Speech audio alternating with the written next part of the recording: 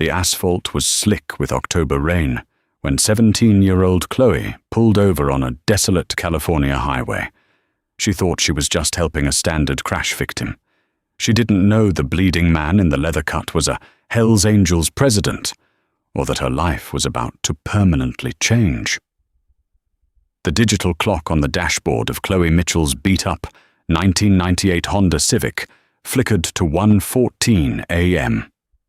She was exhausted, her shoulders aching from a grueling 9-hour shift at a diner near the Cajon Pass. The rain was coming down in relentless, blinding sheets, turning the winding, unlit stretches of Highway 138 into a treacherous slip and slide. The radio crackled with static, offering no comfort in the pitch-black isolation of the Southern California high desert. Chloe's headlights cut through the fog, revealing a sharp curve ahead. As she tapped her brakes, the high beams caught a glint of twisted chrome and shattered fiberglass scattered across the wet asphalt. She slowed down, her heart kicking against her ribs.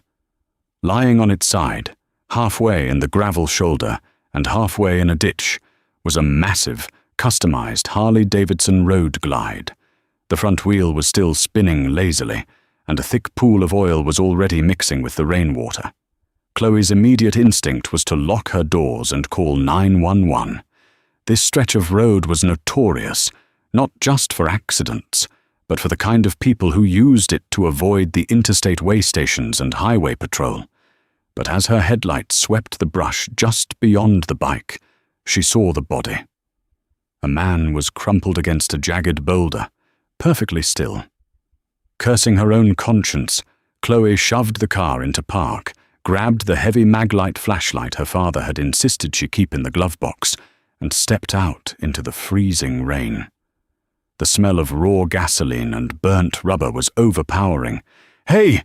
Chloe yelled, her voice instantly swallowed by the downpour. "Are you okay?" As she got closer, the beam of her flashlight illuminated the man. He was a giant, easily pushing 250 pounds, clad in heavy denim and a thick leather vest. But it wasn't his size that made Chloe freeze in her tracks. It was the unmistakable red and white winged death head stitched across his back, flanked by the words Hells Angels and San Bernardino. She had grown up in the area. Everyone knew the local motorcycle clubs. You didn't cross them, you didn't look too long at them at the gas station, and you certainly didn't get involved in their business. Chloe took a step back, her flight response screaming at her to leave. But then the man groaned, a wet, rattling sound, and rolled onto his side. The flashlight beam caught his leg, and Chloe gasped. This wasn't just a motorcycle crash. The heavy leather on his upper right thigh was shredded, and dark, thick arterial blood was pumping out in rhythmic spurts, mixing violently with the rain. He had been shot. "Help!" the man rasped, his voice barely a whisper. He was in his late 50s, his grey beard matted with mud and gore. His eyes rolled back, fighting unconsciousness. Chloe dropped to her knees in the mud. Her mother was an emergency room trauma nurse, and Chloe had spent her entire childhood absorbing medical textbooks and dinner table stories of triage. She knew that with a severed femoral artery, the man had less than 3 minutes before his heart pumped the last of his blood into the California dirt. "Hold still," Chloe ordered, her fear suddenly overridden by adrenaline. She unzipped her thick grey college hoodie and yanked it off, leaving her shivering in a thin t-shirt. "They're coming back," the biker choked out, his massive, calloused hand gripping her wrist with terrifying strength. "You need to run, girl. Run." "I'm not leaving you to die," Chloe shot back. She wrapped the thick fleece of her hoodie directly around his ruined thigh, pressing down with all her body weight. The man roared in agony, a sound that chilled Chloe to the bone, but she didn't let up. "Where is your phone?" she demanded. "Smashed," he grunted, his breathing growing shallower. Chloe fumbled with her own phone with her free hand, dialed 911, and put it on speaker, shouting her location to the dispatcher. She was instructed to maintain pressure. "Listen to me," the biker whispered, his grip on her wrist tightening again. He reached into his vest pocket with trembling fingers and pulled out a heavy, solid silver ring shaped like a skull. He shoved it into her hand. "Take it. I don't want your jewelry." "Take it," he barked, coughing up a spatter of blood. "My name is Robert Henderson. They call me Iron Bob. The men who did this. They'll circle back to finish the job. If they see you—" He swallowed hard. "Hide." Suddenly, the roar of a high-powered engine echoed over the rain. Headlights pierced the fog, coming from the direction Chloe had just traveled. It wasn't the rhythmic flashing of an ambulance. It was a pair of aggressively bright, blinding LEDs. A black SUV was crawling down the highway, its windows rolling down. "Go!" Iron Bob commanded, shoving her away with the last of his strength. Chloe scrambled backward, sliding down into the deep, muddy drainage ditch beside the road, completely disappearing into the tall, wet sagebrush. She clamped a hand over her own mouth, her heart beating so violently she thought it might break her ribs. The black SUV rolled to a stop next to the downed Harley. Chloe could hear the heavy thud of boots hitting the asphalt. Two men walked toward Iron Bob. They spoke in hushed, rapid Spanish. Chloe heard the chilling, metallic clack of a handgun slide, racking. Before they could fire, the wail of police sirens pierced the night air, echoing off the canyon walls. The flashing red and blue lights illuminated the fog a mile down the road. The men in the SUV cursed, scrambled back into their vehicle, and peeled out, their tires spinning wildly in the mud before they vanished into the darkness. Chloe stayed perfectly still in the ditch, shivering violently, clutching the heavy silver skull ring in her palm. When the paramedics finally swarmed Iron Bob, loading his unconscious body onto a stretcher, Chloe didn't emerge. She knew if the police took her statement, her name would be in a report. And whoever those men in the SUV were, they had access to those reports. Once the ambulance sped off and the police were busy setting up flares, Chloe silently crawled through the brush, slipped back into her Honda, and drove away, her hands shaking so badly she could barely grip the steering wheel. The morning sun over San Bernardino did nothing to chase away the bone-deep chill Chloe felt. She sat at her desk in AP Government at Oak Creek High School, staring blankly at the whiteboard. She was running on exactly 0 minutes of sleep. Her fingernails were still faintly stained brown at the cuticles, despite scrubbing her hands with bleach for 20 minutes that morning. Deep in the front pocket of her jeans, the heavy silver skull ring felt like it weighed 1,000 pounds. Every time she closed her eyes, she saw the blinding headlights of the black SUV. She had checked the local news all morning. The headline was plastered everywhere. Shootout on Highway 138. Prominent motorcycle club president in critical condition. Rival syndicate suspected. The article mentioned an anonymous 911 call. But no witnesses. Chloe thought she was safe. She thought she was a ghost. "Chloe, can you outline the key differences in the appellate court process?" Mr. Harrison, her teacher, was looking at her expectantly. Chloe blinked, snapping back to reality. The appellate courts don't hear new testimony," she stammered, her voice sounding hollow. Before Mr. Harrison could respond, a strange vibration began to rattle the dry erase markers in the tray beneath the whiteboard. It started as a low, guttural hum that seemed to resonate up through the linoleum floor. Within seconds, the hum escalated into a deafening, earth-shaking roar. The heavy glass window panes of the classroom vibrated violently. A few students gasped. Someone shouted, "Earthquake!" and several kids instinctively ducked under their desks. But it wasn't an earthquake. The sound was too rhythmic, too mechanical. Mr. Harrison abandoned his lesson and walked to the window, pulling up the blinds. His jaw dropped.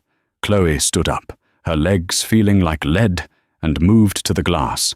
What she saw in the school's front parking lot made the blood drain entirely from her face. Motorcycles, dozens of them, then scores of them. Over 150 massive, customized Harley-Davidsons were pouring into the school's circular driveway, blocking the street in both directions. The riders killed their engines in a staggered, terrifying wave of silence that was somehow louder than the roar of the exhaust pipes. They were all wearing heavy leather cuts. The red and white death head patches were a sea of intimidation against the mundane backdrop of the high school. These weren't kids trying to look tough. These were hardened men, their faces scarred and weathered, arms covered in ink, exuding a dangerous, organized discipline. The school's lockdown alarm shrieked to life. Red strobe lights flashed in the hallways. "Everyone, away from the windows! Sit against the far wall!" Mr. Harrison yelled, his voice cracking with panic. Chloe couldn't move. She watched as a man easily as massive as Iron Bob dismounted his bike at the front of the pack. He was entirely bald, with a thick goatee and a patch on his chest that read V, President. This was Arthur Brick Callahan, the second in command of the San Bernardino Hells Angels. Brick didn't look angry. He looked purposeful. He walked calmly toward the reinforced glass doors of the school's main entrance. Inside the classroom, Chloe's phone buzzed in her pocket. It was a local news alert, but she didn't look at it. Her eyes were glued to the scene outside. The school resource officer, a seasoned cop named Officer Miller, stepped out the front doors, his hand resting cautiously on his holstered weapon. Brick didn't raise his hands, but he didn't reach for a weapon either. Instead, he reached into one of the saddlebags on his motorcycle and pulled out something dark and heavy. As Brick held the object up, Chloe's breath hitched in her throat. It was a thick, grey college hoodie. Her hoodie, the one she had used as a tourniquet.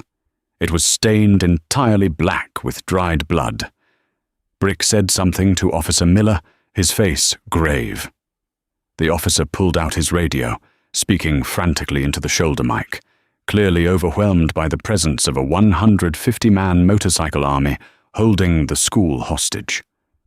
Chloe's heart plummeted into her stomach. They found me. The ring in her pocket seemed to burn against her skin. Iron Bob had told her the ring would show them who she was, but she had left before giving her name. How did they know she was here? Did they track her license plate? Were they here to silence the only witness to the shooting? But as Chloe pressed her forehead against the cold glass, her eyes caught movement across the street, just beyond the perimeter of the parked motorcycles. Idling near the oak trees at the edge of the campus, half hidden in the morning shadows, was a black SUV. The exact same SUV from Highway 138. The tinted windows were rolled up, but Chloe could see the distinct, aggressive LED headlights. A cold, horrifying realization washed over her. The men who shot Iron Bob weren't done. They hadn't just tracked Iron Bob to the hospital. They had tracked the girl who stopped to help him. They had tracked her license plate to the school. The Hells Angels hadn't come to Oak Creek High to threaten her. They hadn't come for revenge against a witness. They were forming a barricade. The 150 bikers weren't besieging the school. They were surrounding it, their backs to the brick walls, their eyes scanning the streets, locking down the perimeter against the cartel assassins who were waiting just across the road. "Chloe," Mr. Harrison whispered urgently, grabbing her arm, "get away from the glass." Before she could step back, the classroom door handle rattled. The school was on lockdown, but a heavy, authoritative knock echoed through the wood. "Open the door, Harrison," came the trembling voice of Principal Davis from the hallway. "We need Chloe Mitchell." The silence in the classroom was absolute, heavy and suffocating. Chloe's heart hammered a frantic rhythm against her ribs. She looked at Mr. Harrison, whose face had drained of all color, and then back to the thick, reinforced wooden door of the classroom. "Open it, Harrison," Principal Davis repeated, his voice barely more than a squeak. "Now." Mr. Harrison's hands shook as he fumbled with the lockdown mechanism. The heavy deadbolt clicked, echoing like a gunshot in the quiet room. As the door swung open, the hallway lights revealed a scene that looked entirely surreal. Principal Davis was backed against the lockers, sweating profusely. Officer Miller stood nearby, his hand still resting on the butt of his service weapon, though his posture screamed defeat. And standing between them, completely unbothered by the authoritative setting of a public high school, was Arthur "Brick" Callahan. Up close, Brick was a mountain of a man. His leather vest creaked as he breathed, the smell of stale tobacco, rain, and motor oil radiating from him. In his enormous, calloused hands, he held Chloe's blood-soaked grey hoodie. Brick's dark, piercing eyes scanned the terrified teenagers in the classroom before locking instantly onto Chloe. He didn't need anyone to point her out. He recognized the pale, shivering girl who perfectly matched the description Iron Bob had managed to choke out before losing consciousness in the trauma ward. "You Chloe?" Brick asked. His voice wasn't a yell, but a deep, gravelly baritone that seemed to vibrate in the floorboards. Chloe swallowed the lump of pure terror in her throat and managed a stiff nod. She stepped forward, ignoring Mr. Harrison's weak attempt to hold her back. "I'm Chloe." Brick looked down at the ruined hoodie, then back up at her. His hardened expression softened just a fraction. The docs at San Bernardino General said Bob had about 3 minutes of blood left in him when they got there. Said whoever tied this knot, he gestured to the twisted fabric of the hoodie, saved his life. "You got steady hands, kid." "Is he going to live?" Chloe whispered, her voice trembling. "He's in a medically induced coma. Surgery took 7 hours to rebuild the femoral artery.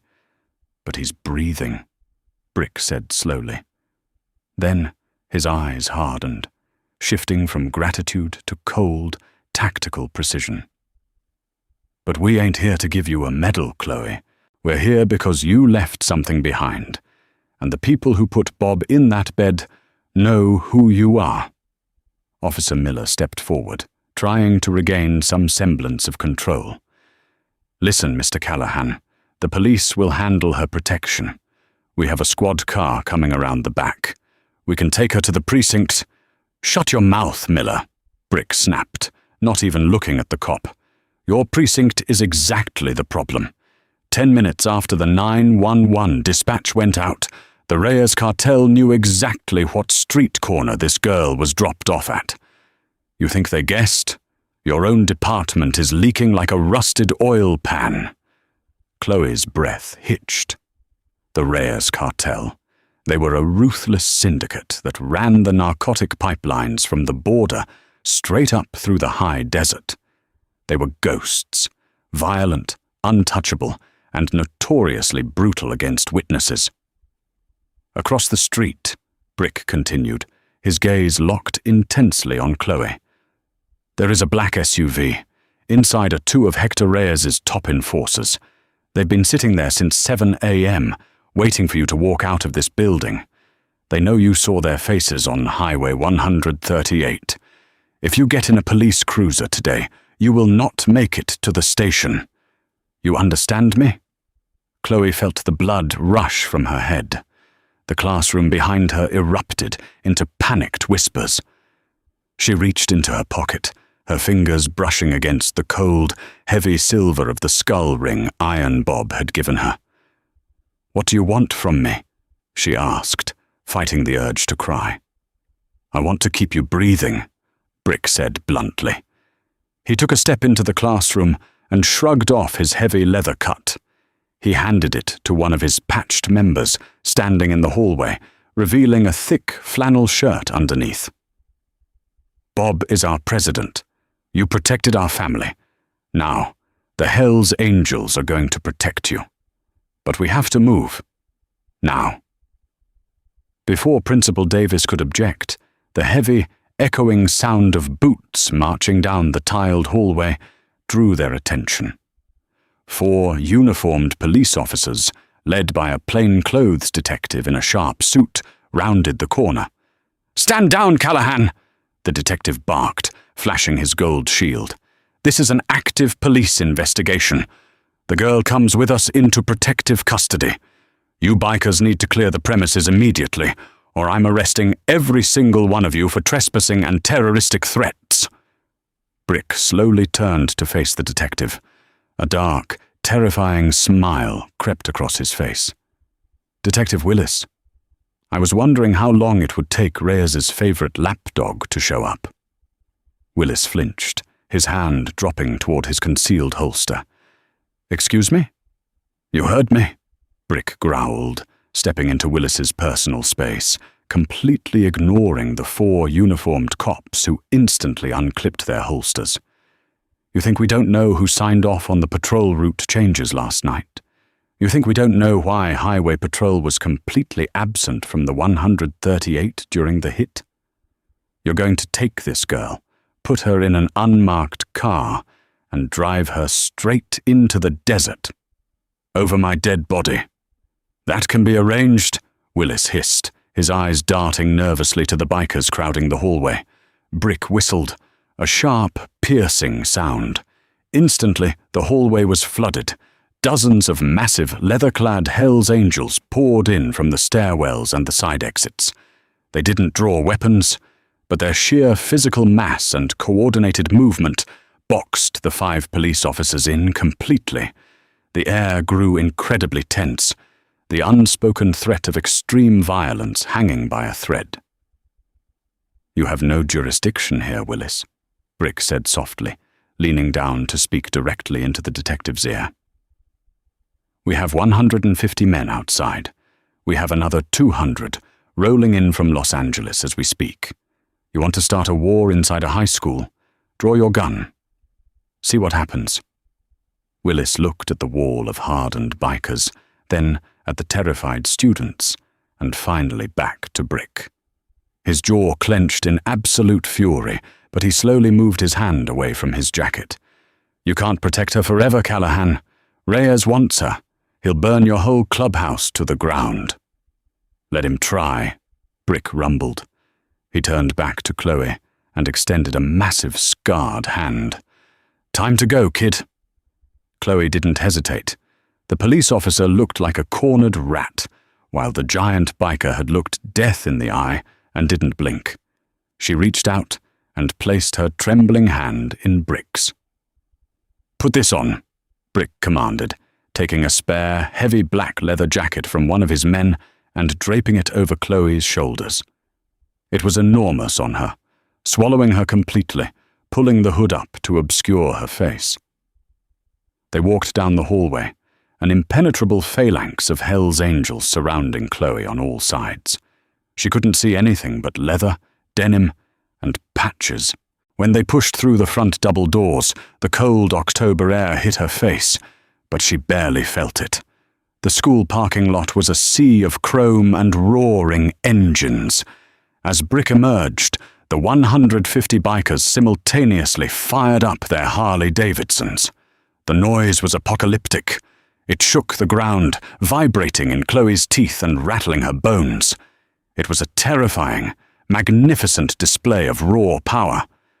Brick led her to a massive, custom black Road King at the very front of the formation. "Get on, hold tight, do not let go," he instructed. Chloe swung her leg over the leather seat, wrapping her arms tightly around Brick's thick waist. As she settled in, she dared to glance across the street. The black SUV was still there. As the motorcycle convoy revved their engines, the SUV's tires spun, aggressively pulling out into the street, trying to block the school's exit. Brick didn't flinch. He kicked his bike into gear and roared forward. Behind him, 50 bikers peeled off from the main pack, accelerating with terrifying speed. They swarmed the black SUV like angry hornets, completely surrounding the vehicle. They didn't attack it. They simply boxed it in with thousands of pounds of moving American steel, forcing the driver to slam on the brakes to avoid running over a dozen men. The SUV was trapped, immobilized by a spinning, deafening wall of motorcycles. With the threat neutralized, Brick accelerated down the open road, the remaining 100 bikers forming a tight, diamond-shaped escort around them. Chloe buried her face in the back of Brick's flannel shirt, closing her eyes as they sped out of San Bernardino, leaving her ordinary life behind in a cloud of exhaust and roaring thunder. The convoy roared into the arid foothills of the Mojave Desert, moving with military precision until they reached a heavily fortified compound surrounded by razor wire. This was the sanctuary, the Hells Angels San Bernardino clubhouse. Once inside the cavernous, smoke-stained main hall, the massive steel shutters were slammed shut. Brick, the imposing vice president, pointed Chloe toward a worn leather armchair. She collapsed into it, her legs completely giving out. Brick pulled up a stool, his dark eyes studying her intensely. "Reyes is a businessman," Brick rumbled, referring to the cartel boss hunting her. "He doesn't waste resources on a ghost, let alone risk an all-out war with us. If you didn't see his assassins' faces clearly, why are they tearing the city apart to find you? You have something they need." Chloe's breath hitched.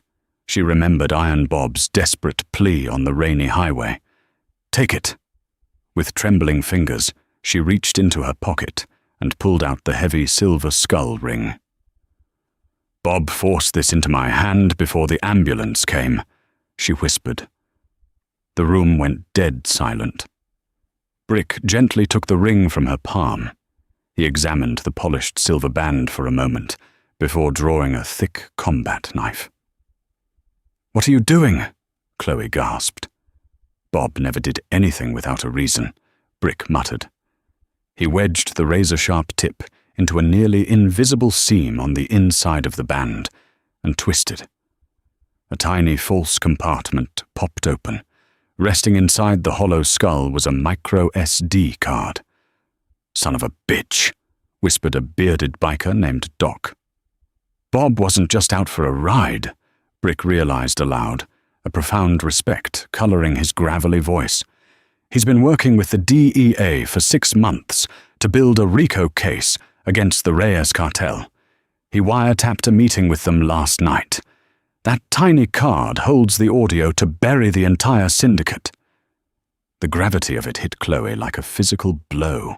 When the cartel shot him, Bob knew they would search his body for the wiretap. He used his last moments of consciousness to hide the evidence with a brave teenage stranger, turning her into the most important courier in California. Suddenly, the clubhouse radio cracked. Brick, 3 armored transport trucks just pulled up. 30, maybe 40 heavily armed cartel foot soldiers. Brick's jaw clenched. "They tracked our convoy. Arm up! Nobody breaches that gate!" The clubhouse erupted into terrifying, organized chaos. Heavy deadbolts were thrown, and assault rifles were racked. Brick slammed a magazine into an AR-15 and turned to Doc. "Take the girl to the basement vault. Then use the burner to call Bob's federal handler. Tell the DEA we have their package and we are under heavy siege." Chloe didn't have time to argue. Doc shoved her down a narrow concrete stairwell and into a windowless armory. A heavy steel door slammed shut behind her, the deadbolt locking with a deafening thunk. Plunged into darkness, Chloe huddled in the corner, pressing her hands over her ears. The noise above was horrific. The thunderous boom of shotguns, the rapid chatter of automatic weapons, and the screaming of men vibrated through the concrete ceiling. Dust and debris rained down on her. The Hells Angels were holding the line, fighting a desperate war to protect a high schooler and a tiny piece of plastic. The deafening firefight raged for 40 agonizing minutes. Then, a new sound pierced the chaos. The heavy, rhythmic chopping of helicopter rotors beat the desert air, accompanied by the wail of federal sirens. FBI, drop your weapons immediately! An amplified voice boomed from the sky. The cartel gunfire abruptly ceased. Chloe waited in the dark, shivering, until the heavy vault door finally clicked open. Light flooded the basement, revealing Brick. He was covered in drywall dust and his arm was bleeding, but a fierce smile broke through his goatee. "Come on up, kid," Brick rasped. "The cavalry is here." Chloe emerged into the courtyard to a breathtaking scene. Dozens of FBI SWAT agents swarmed the compound. The cartel soldiers, along with the corrupt Detective Willis, were zip-tied on the gravel. A DEA agent was already securing the micro SD card in an evidence bag, assuring Chloe that Bob would survive, and the Reyes cartel was officially dismantled. Before Chloe was escorted to a federal transport, Brick stepped in front of her. He pulled out the solid silver skull ring, now empty, and pressed it back into her hand. "Keep it," Brick said softly. "You ever need anything, you show that to any man wearing our patch. You're under our protection now." When Chloe pulled her beat-up Honda Civic into the high school parking lot the following Monday, the morning sun was bright, and the terrifying black SUV was gone forever. As she walked toward the entrance, she felt the heavy, cool silver of the skull ring resting on a chain against her collarbone. She had stopped on a dark road to save a dying man, and in return, an army of outlaws had given her an unbreakable shield.